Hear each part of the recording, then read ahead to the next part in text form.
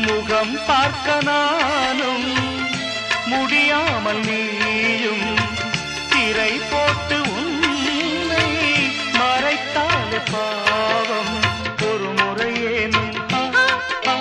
திருமுகம் காணும்